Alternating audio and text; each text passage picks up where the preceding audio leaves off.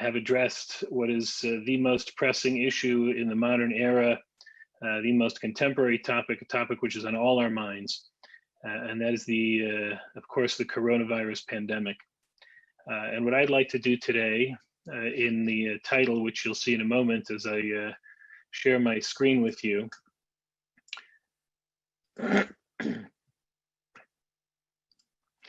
the title, which is not a misprint, is Precedented Times, the Rabbinic response to pandemics throughout the ages. The one word which you have probably heard the most in description of these extraordinary and tragic and challenging times has been unprecedented. And indeed, this pandemic is unprecedented in many, many ways. You see before you COVID-19 today, and this is literally today from just an hour or two ago, 5.5 million people confirmed infected, 350,000 people tragically have lost their lives to this pandemic. Never before have we seen a pandemic affect the entire globe simultaneously to such an extent as this has. But I'd like to focus in our discussion about the precedented and unprecedented aspects about the Jewish response to pandemics. And there are indeed many unprecedented dimensions of the Jewish response. And one of them you see reflected in this slide before you, as well as in the conference, the beautiful conference that you have coordinated for us today. And that is the halachic response from across the globe that is proceeding in real time. Back in the centuries of the past, we'll talk about pandemics of the past. Poskim most assuredly addressed halachic issues, but we only found out many, many years later, sometimes decades later, when their works were published. Today, we are seeing the halachic response unfold before our very eyes.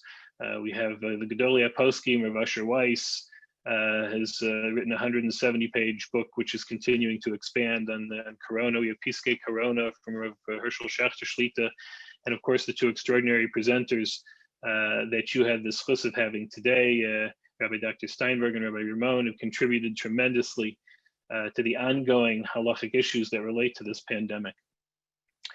But pandemic itself is not unprecedented. There have been many pandemics throughout the millennia. And here is a list of some of the major pandemics dating back thousands of years, to the Antonine plague, to the plague of Justinian in the 500s, to plagues which you are more familiar with, the Black Death in the 1300s, to the Italian plague of 1629 to 1631, for which we will in a moment see halachic responses, to cholera pandemics, 6 in total, which spanned over 100 years, from the 1800s to the early 1900s, and others in the modern era as well. What I'm going to do in the time we have today is to contrast the contemporary Piskei Halacha with the Piskei Corona, if you will, from the modern era. And here you see a picture of me in my hazmat suit. I am an emergency physician here in New York at Montefiore Medical Center, one of the major centers in New York. Just last week, we discharged our 5,000th Corona patient. And we will talk about the Piskei Corona, the contemporary Piskei Halacha today, and we'll contrast each one of them to Piskei pre-Corona, if you will, in the times prior to Corona. And here you see the plague physician not dissimilar to the contemporary hazmat suit covering hands, body, feet, and head. It is just a few months ago, and it's hard to believe, that the World Health Organization declared a pandemic. There is a definition of pandemic. Pandemic is when disease spreads from a local geographic location outside its location to other countries. Clearly, this is a pandemic of global proportions. But if we turn our eyes back and to see how Chazal dealt with these issues, we find a similar definition. Actually, in the Gemara itself, in Maseches Taanis, the Gemara says, "V'chein ir sheyesh bo dever." If the city is afflicted with dever or plague, which comes from dever in the Torah of the Eser Makos, oso ir misano o musras. That city fasts, and that city blows shofar. But how do you define plague? So the Gemara gives you a threshold. It gives the Talmudic definition of what constitutes plague. Eizehu dever, ir hamotzia chamesh mios ragli, a city which can produce 500 foot soldiers. It is that size of demographically. The yatsumi menu shloshim mesim b'shlosh yamim ze'achar zeh, and 3 people died, one on each of 3 consecutive days from this plague. And if it reaches that threshold, harei zeh dever, pachos mikan ein zeh dever. If it doesn't reach that threshold, we do not activate the pandemic, and we do not fast, and we do not blow shofar. Sheltering in place is an expression that we have all become familiar with. In New York, we have not had an official shelter-in-place order, but we have all been, in essence, confined to our homes. If you turn again to the Gemara from Bava Kama, Tanu Rabbanon, Dever Ba'ir, Kanes Raglecha. When there's a plague in the city, gather your feet, which means stay at home and don't go outside, lest you become afflicted from the contagion of the plague. But in fact, throughout the course of halachic history, there has been debate as to whether one should kanes raglecha and one should shelter in place, or whether one should flee. And in fact, the Ramah in Yeridea writes, Od kasu sheyesh livroach min ha'ir, kisheyesh dever ba'ir, v'yesh lotseis min ha'ir, b'tchilas ha'dever v'lo b'sofa. The Ramah himself writes, one should flee the city and not stay in the city. And in fact, he acted on his own words, and in the midst of an epidemic, he himself writes, he left Krakow and went to the city of Shidlov, where he was suffering greatly and had to struggle in order to get even food and water for his family. It is there that he wrote Sefer Mechir Yain on Megillah Esther, and he wrote it in this introduction. He writes in lieu of Shalach Manos for his father-in-law, because he simply didn't have the ability to obtain anything to send him. So instead, he sent him a Sefer Mechir Yain and Megillah Esther. Wearing a mask is something that we're all familiar with today. Leave it to the Israelis to design a mask which opens up in the center with a remote control, so you can actually eat while you're using the mask. Is there a precedent for mask in the rabbinic literature? So here you have from Tzara'at, about Tzarua, Ein bo asher bo hanega. What is he supposed to do? How is he supposed to proceed and behave? Bigadav yufrumim, rosho yefarua, ve'al safam ya'ateh. What is the translation for the Tzarua when afflicted with Tzara'at, which is a disease? It's a physical disease. He shall cover over his lip. How does the Ibn Ezra interpret that? Tam shelo yazik beruach piv. He should cover his mouth so he shouldn't spread the disease to other people. And in fact, the Chafetz Chaim in Hilchos Tisha B'Av writes, it was a time of a pandemic of cholera, and he was talking about fasting. And he writes in this context, if someone wants to fast, he should stay at home and fast at home. But if he does go out, Yisa saviv lechatmo upiv chatichat camphor. He should put around his nose and his mouth a piece of camphor. Camphor is a material, a wax-like material with a potent smell, was actually used from times of antiquity to fend off the plague. So in essence, he should wear a mask of camphor in order to protect himself. Coronavirus and isolation, the tragic reality of this very contagious disease. If someone is afflicted with disease, they have to stay in isolation. And this is the CDC's definition. Isolation is used to separate people infected from the virus from people who are not infected with the virus. Here also, we have a precedent from Tzara'at, and we'll soon turn to actual plagues and see that there's precedent from actual plagues throughout Jewish history. But kol yemei asher hanega bo yitma tamehu badad yeshev mechutz lamachane. The tzarua, afflicted with a disease, has to sit in isolation. What does the Das Zakenu Balatosa say? Lefisha oso choli mitpashet b'bnei adam haragili metzlo. Because of contagion, he has to sit in isolation for fear of contagion. But I now draw your attention to one of the most extraordinary Jewish works relating to plague, and it's a work written by Avram Catalano in the 17th century, who was a physician who lived in the city of Padua. He wrote a sefer called Olam Hafuch, World in Upheaval, in the midst of the Bubonic plague of 1631. In essence, it's a diary of his personal experiences as one of the leaders of the community, guiding every aspect of the community from the medical health to the finances to the religious observance. And with respect, and we will refer to this a few more times during the course of our discussion today, but he wrote, with respect to the issue of isolation, we in the Jewish community began to build our own Lazarretto. Lazarretto is a word which you will find in some tshuva literature. What is a Lazarretto? Lazarretto was a house specifically designed for people afflicted with plague, and they would be sent there to remain in isolation. And the health officers at that time told them that if they didn't build their own Lazarretto, the Jews would be required to stay in the city Lazarretto. They wouldn't have access to kosher food, they wouldn't have access to other things. And we'll see other shilas came up with respect to Lazarettos and isolation as well. Quarantine. Quarantine is different than isolation. Quarantine is used to keep someone who might have been exposed, in this case to COVID-19, away from others. And here likewise from the Olam Hafuch of Avram Catalano, from 1631 in Padua of the plague of Bubonic plague. He writes, he gives great detail about every individual who was afflicted with the disease and who tragically lost their life from the disease. And I'm reading here in my English translation, then Emmanuel Bono fell ill in buboes, which is a very specific physical finding. That's why it's called bubonic plague.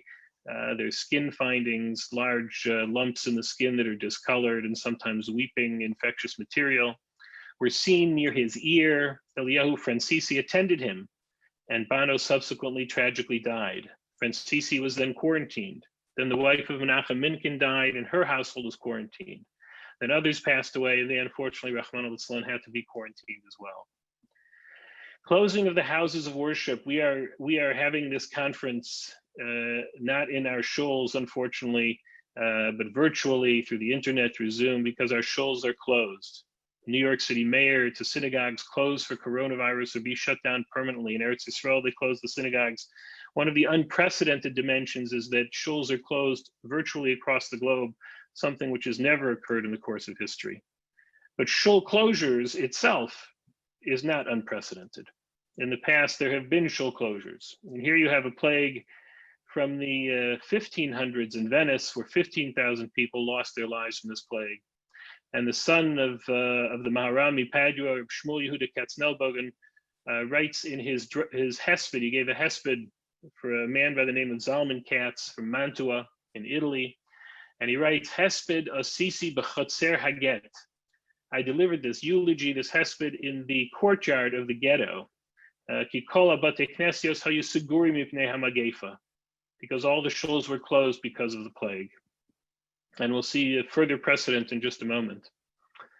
Today, people trying, even though the shuls are closed, trying to obtain their mitzvos and some contact in ways which are amenable given the potential contagion. And here you see one example.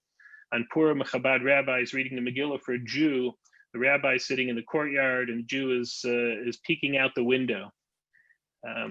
We have remarkable precedent to this from a sefer Otzer HaChaim written by Yaakov Zahalon in Rome, who was both a physician and a very prominent Rav at that time. And he writes in his medical book, Otzer HaChaim, in the context of his discussion of this particular plague, since the people were unable to come to the synagogue on Shabbos Parshas Toldos, November 18th, 1656, I, Yaakov Zahalon, delivered a sermon at the corner of Catalani Street from the window of the home of David Gattini. And on another occasion, I delivered another drasha on Tuscany Street. And you see this is clearly a precedented concept. And Zahalon himself writes additional restrictions that were given to the people in the ghetto. A Lazarretto was established for the infected patients. It was not permitted for anyone to leave their homes except to visit a physician. At night, if you were not allowed out of your homes, and if you violated that particular law, you were placed in prison. But the final one, look at the punishment for this. People could not congregate. A gallows was built near the gate of the ghetto to punish those who violated this rule. And here is a picture of that actual gallows. Here is the gate to the ghetto of Rome, and you can see here, this is actually the gallows sitting in the square as a deterrent for people to violate that law to congregate during the times of the plague. One of the most interesting debates in contemporary halachic literature and internet discussions and discussions by everybody these days is the participation in these balcony minyanim. Can you participate in a balcony minyan? And here you have tshuva of Rav Shechter and a tshuva of Rav, who's not a fan of the balcony minyanim, and a tshuva of Rav Asher Weiss.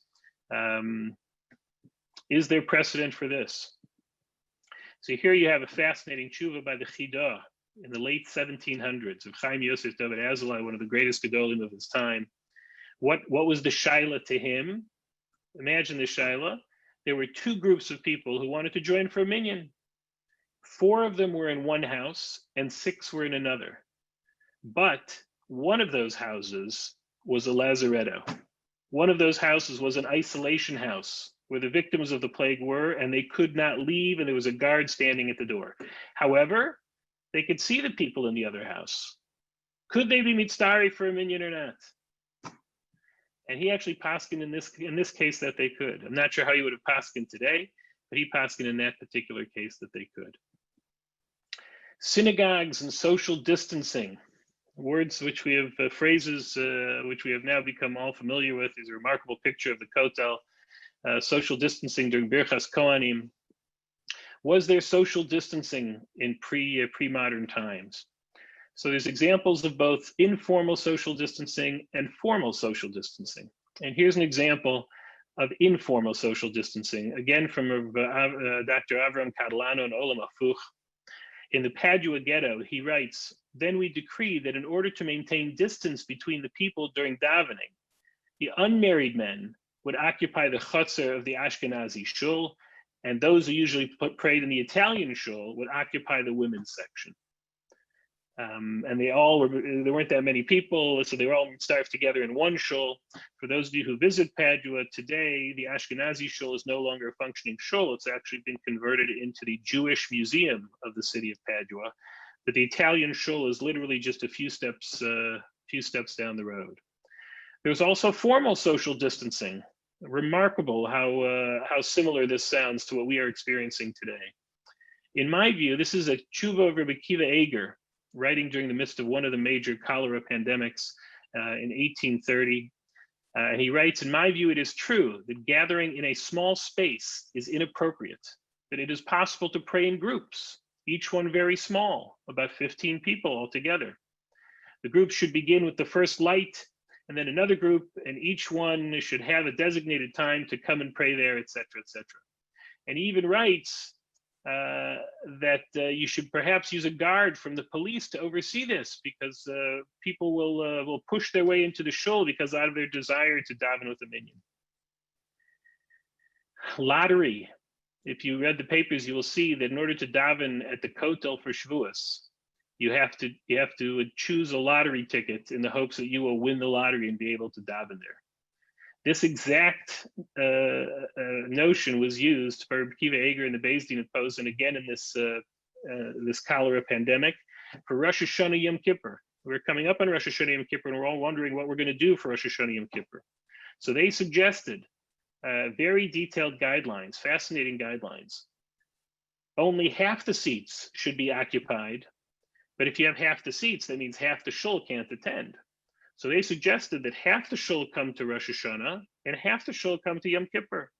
And there was a lottery to determine who attends Rosh Hashanah and who attends on Yom Kippur. And again, military police should guard the entrances and check the tickets. They restricted the times of davening. They said no additional aliyahs to the Torah. And these are suggestions which people would like even not in the midst of the pandemic.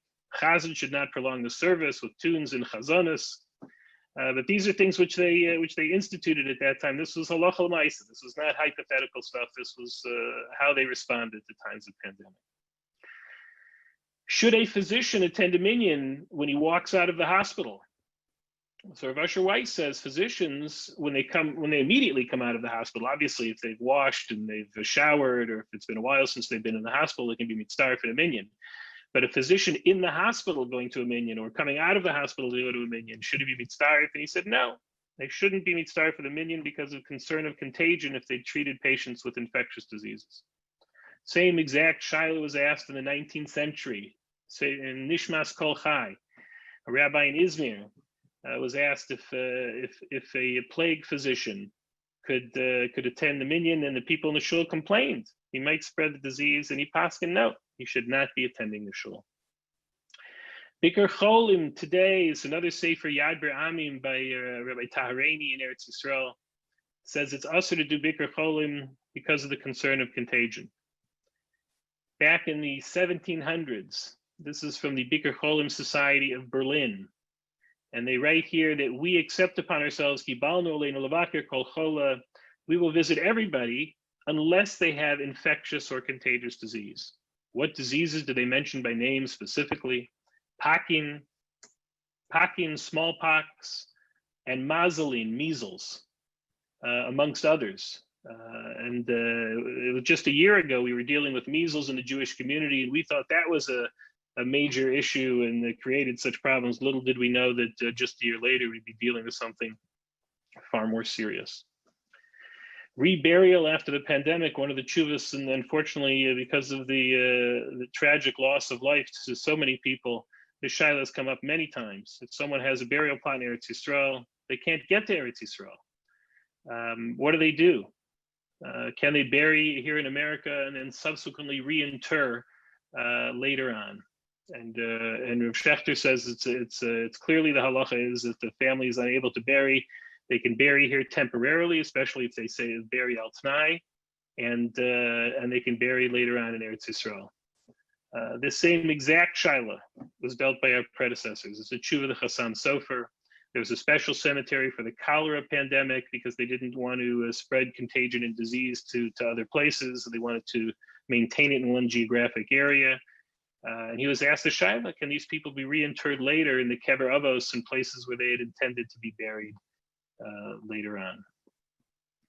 Mourning practices have been altered in ways which we could never have anticipated. All of us, I'm sure, if we ourselves have not lost loved ones, we've had the opportunity to pay a Zoom Shiva visit, which has completely altered the whole notion of Shiva. And itself merits a extensive discussion. But how was Shiva dealt with in the pre-modern era? Shiva was dealt with in an interesting way. The Shulchan Aruch says, Yesh omrim b'shas hadever ein misadling. So the Mechaber says, in the times of plague, there should be no Shiva at all, not even a Zoom Shiva. Ein misadling mimshum biasusa, because of out of fear.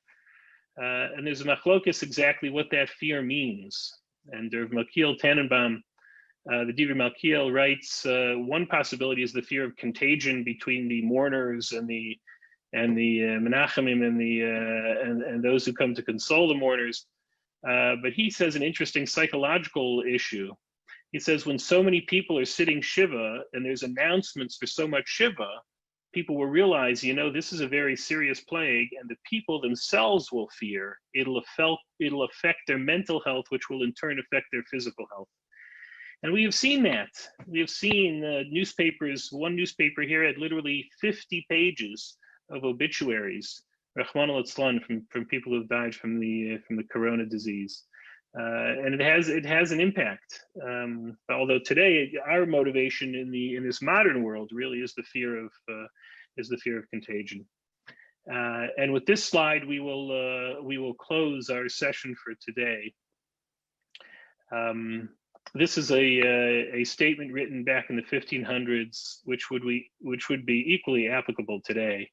As you will see, is written by a student of the Ramak, Rav Moshe Cordovero, and a student of the Arizal, Rav Leo de Vidas. And he wrote, Magefa Yishlucha Meitoyis Barach Bavonosenu. HaKadosh Baruch Hu sends plague from time to time. Mizman Lizman Hasher Yamus Banar V'Zakein, where people die, young and old, Tafanashim, women and children, Blisiba, without us understanding the reason. And